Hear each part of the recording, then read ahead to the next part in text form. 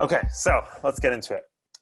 If you're new to PM, don't have any past experience that is specifically PM, how do you best secure an interview or reach out to a recruiter? Yeah, it's tough. So generally, if you're in, I think this answer depends if you're a student or not. If you're a student, I'd recommend taking courses. I'd recommend joining like clubs that are relevant, doing leadership positions. I'd recommend the specifically project classes where you produce a project by the end of it. If you're not a student right now, what I'd recommend is building products, building your personal website, reading tech blogs, reading tech journals, things like that, and etc. to build that experience. And then the way I think about it is like really it's a networking thing. Like it's like connecting with recruiters, cold emailing LinkedIn people, reaching out to people, asking your friends for referrals at different companies, things like that.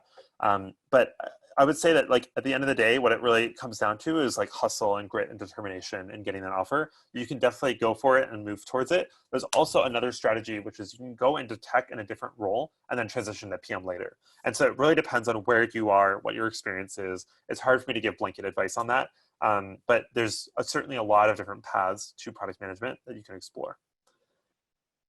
Okay, is coding your own website to showcase your projects and experiences a good way to brand yourself for PM roles? Would it set you apart? Certainly a good way to do it. I think what I would prioritize is not necessarily the coding of the website, but the projects that you're building. So I would prioritize building projects that are nuanced, that are interesting, that showcase your ideas. Maybe they are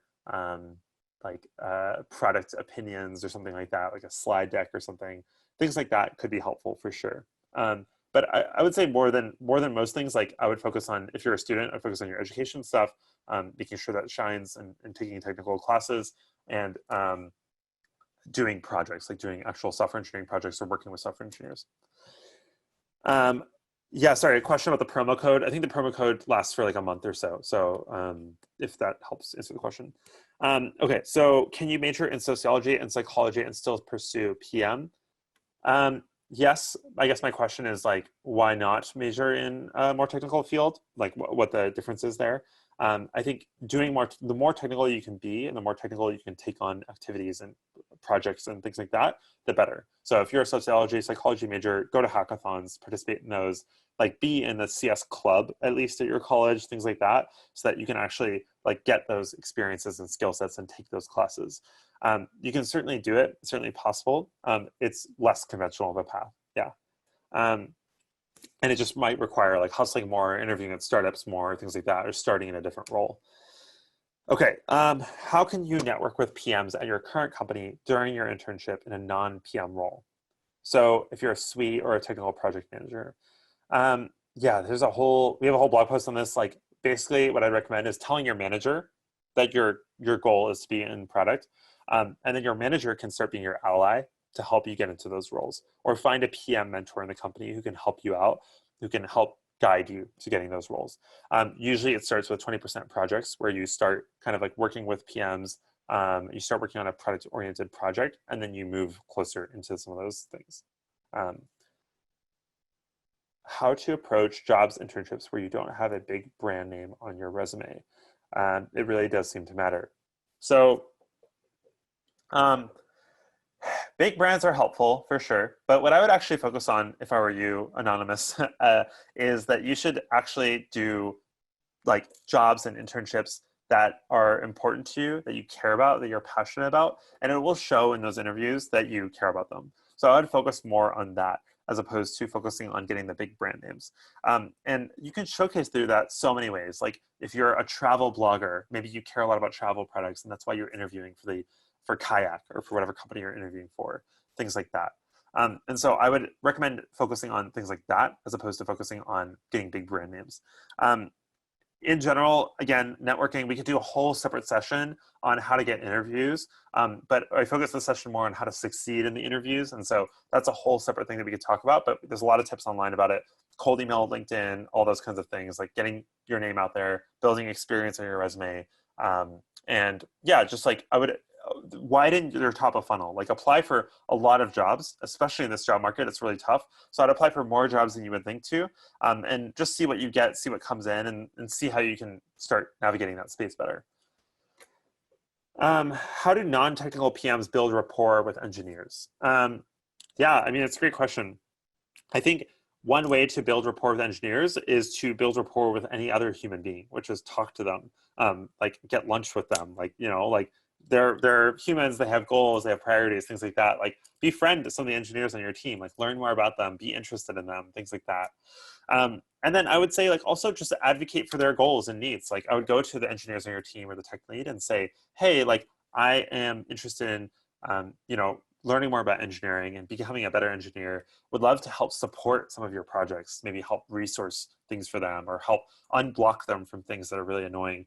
One thing that I love doing when I'm a first PM on a team is join the team and be like, okay, what is the smallest thing I can do that will help the engineers be more effective or productive? And usually it's something like data entry or something really simple or silly, but it actually really helps. And it helps drive that process a lot better. So I would focus on that. Okay, I'm a TPM intern. I'm struggling with creating fleshed out user stories and prioritizing tasks because I have limited technical knowledge. How do I approach this? So yeah, what I would recommend is getting a mentor in the company. That would be one recommendation first, who can help you with that. Ask someone for advice or for how to accomplish that.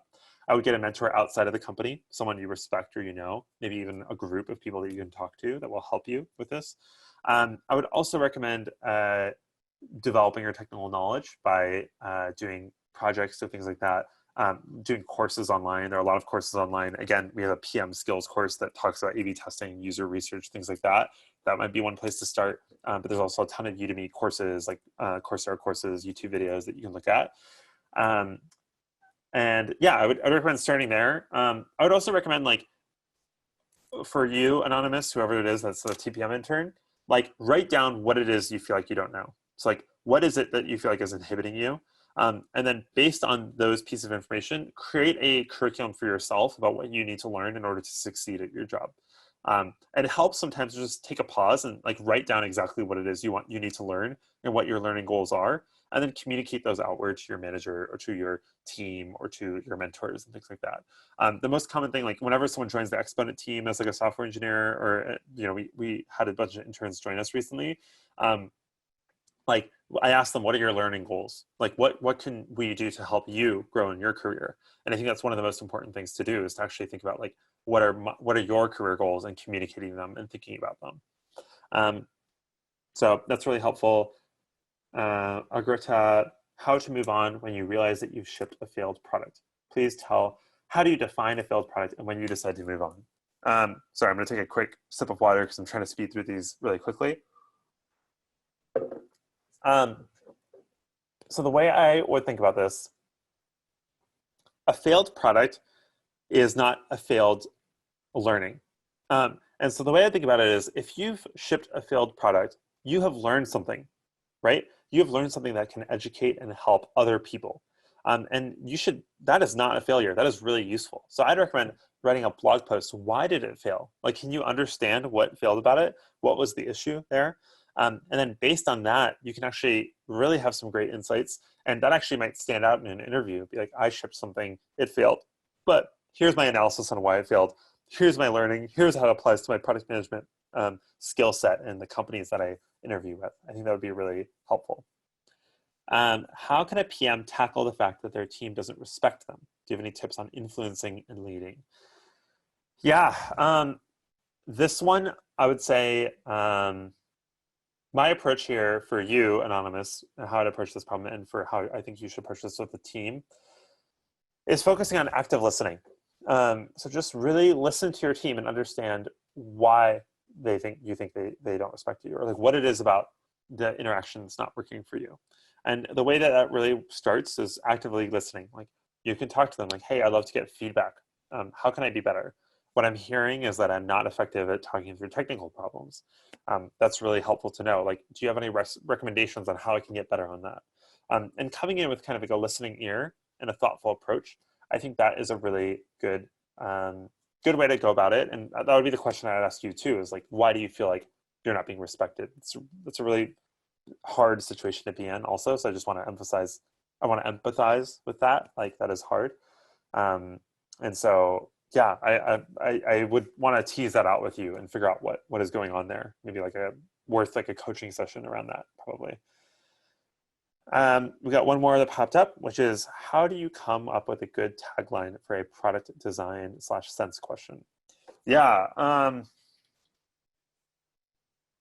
would think about it. There's this book that I recommend. It's called Made to Stick by Chip and Dan Heath. Start there. That might be a good place to read just to understand why ideas are sticky and what makes them sticky. And you can leverage some of those principles and come up with a tagline. So that would be my homework to you, Anonymous, is to read that book. It's again, it's called Made to Stick. So Made to Stick. Cool. And then how can a PM tackle the fact that their team doesn't respect them? Do you have any tips on influencing and leading? Oh, sorry, I just read that. Is there a 1-month study plan or guide to help give students a plan of action for interviewing prep? Yeah, I would say the way I think about it is like take a curriculum. It doesn't have to be Exponent's course, but it can be someone's course. Go look at it, figure out how much time you can commit to it, and then just portion out. Like, this is my goal every week. If you look up a study plan online, it's not going to be as effective because it's tailored to someone else and it doesn't assume the number of hours that you're working on it per week. So what I'd recommend is really creating that yourself, but using a curriculum that already exists to create that plan. Cool. What student orgs, activities, courses can we engage in college to better prep for career and technical product management? Computer science classes where you make products. Student orgs like the Computer Science Club. A lot of clubs have like ACM, like club might be a place to start, or like Women in Computer Science clubs is another one. Like there are common clubs that exist in campuses that I've seen. There's also like product clubs. You could start a product club at your school. Like, why not? You know, if you're passionate about that, and you have a lot of people that are interested in that. And then hackathons, I would say, are really impactful, or idea-a-thons would be helpful. Yeah, entrepreneurship clubs are great too. It's a great suggestion, Rajavi. Thanks for posting that.